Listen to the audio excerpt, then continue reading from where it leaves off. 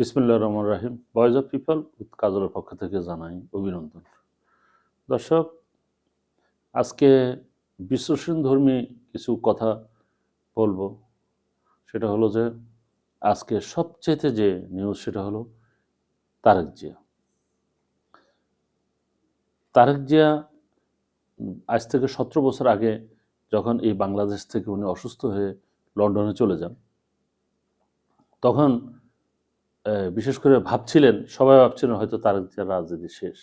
না, তিনি সেখানে বসে নিজে আগে সুস্থ হয়েছেন, তারপরে আস্তে আস্তে উনি ওনার দলকে উনি গুছিয়েছেন এবং তার প্রমাণ হলো 24 তারিখে উনি যখন বাংলাদেশে আসেন, তখন লক্ষ লক্ষ মানুষের যে সমাবেশ, এই যারা এখানে এসছেন তারা তারেক জিয়াকে ভালোবেসেই ওখানে আসছেন। এবং শুধু বিএনপি করেন এমন লোক ছাড়াও যারা বিএনপি করেন না তারাও কিন্তু ওই সমাবেশে আসছেন, অর্থাৎ তারেক জিয়াকে এক নজর দেখার জন্য। তারেক জিয়া মঞ্চে ওঠার পরে উনি এয়ারপোর্ট থেকে যখন উনি 300 ফিট পর্যন্ত ওনার যে মঞ্চ, সেখানে আসার জন্য 3 ঘন্টা উনি সময় নিয়েছেন। অর্থাৎ রাস্তার আশেপাশে সর্বক্ষণ সেখানে মানুষ তাকে অভিনন্দন জানিয়েছে। হাজার হাজার মানুষ পাশে দাঁড়িয়েছিলেন। ভিড়কে ঠেলে উনি যে গাড়িতে আসতেছিলেন, সেই গাড়িটা আসতে পৌঁছায় 3 ঘন্টা সময় লেগেছিল। তাহলে বুঝতে পারছেন যে অবস্থাটা কোথায় দাঁড়ালো। তাহলে এই মুহূর্তে উনি যে ভাষণটা দিয়েছেন, মাত্র 17 মিনিটের ভাষণ, 17 বছর পরে এসে যখন 17 মিনিটের ভাষণে উনি এমনভাবে উনি কথা বলেছেন যে সেখানে কোনো হিংসা নাই, অন্য কারো প্রতি কোনো বিদ্বেষ নাই, কারো প্রতি কোনো আক্ষেপ নাই, ওনার প্রতি যে নির্যাতন করেছে, অন্যায় করেছে সেই বিষয়ে কোনো প্রতিবাদ নেই। উনি বলেছেন যে দেশ পরিচালনা হবে, I have a plan for the country, for the people.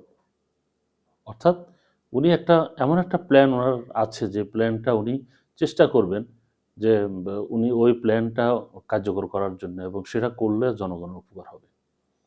উনি ওইভাবে চিন্তা করেই কিন্তু ভাষণটা দিয়েছেন, এবং উনি পিছনের সব কিছু ফেলে দিয়েছে, এবং পিছনে যে ওনাকে অত্যাচার, নির্যাতন, এত গুম খুন যারা করেছে, এটা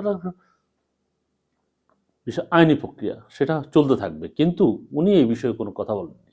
অর্থাৎ চমৎকার একটা ভাষণ উনি দিয়েছেন, যেই ভাষণটা প্রতিটি মানুষের, বিশ্লেষকদের হৃদয় ছুঁয়ে গেছে। সত্যিকার অর্থে তারেক জিয়া একজন গ্রেট লিডার হিসাবে বাংলাদেশে এসছেন এবং বাংলাদেশে তার কার্যক্রম শুরু করে দিয়েছেন। এর ভিতরে উনি ওনার বাবার কবর উনি জিয়ারত করেছেন, উনি ওনার মাকে দেখতে গিয়েছেন, আমাদের সবচেয়ে প্রাণের প্রিয় যে শহীদ শরীফ ওসমান হাদির কবর জিয়ারত করেছেন। এরপরে উনি ওনার ভোটার হওয়ার জন্য উনি এবং ওনার মেয়ে জাইমা রহমান উনি ইসিতে যে ভোটার হয়েছেন। অর্থাৎ যাবতীয় কাজ উনি কমপ্লিট। এর ভিতরে আবার উনি স্মৃতিসৌধে গিয়েছেন, সেখানে উনি শ্রদ্ধা নিবেদন করেছেন শহীদদের প্রতি। অর্থাৎ যাবতীয় সকল কাজ উনি ধীরে ধীরে কমপ্লিট করছেন, এবং উনি এই কাজে এই পর্যন্ত কেউ সমালোচনা করতে পারে এই জাতীয় কোনো কাজ উনি করেননি। উনি বাংলাদেশের মানুষের এই পর্যন্ত উনি সবচেয়ে, এয়ারপোর্ট থেকে নামার পরে উনি মাটি ছুঁয়েছেন, এয়ারপোর্ট থেকে নেমে উনি সামনে এসে মাটি খালি পায়ে উনি মাটির উপর দাঁড়িয়েছেন। অনেক জিনিস আমরা দেখছি, এইসব পর্যবেক্ষণ করতেছি।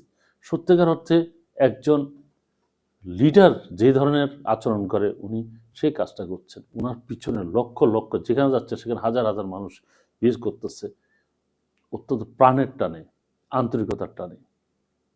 এটাই বাংলাদেশ চায়। বাংলাদেশের মানুষ এরকম লিডার চায়। অন্য যেসব নেতারা আছেন তারাও এখান থেকে অনেক কিছু বোঝার আছে, শিক্ষণীয় আছে। দর্শক, ভালো থাকবেন।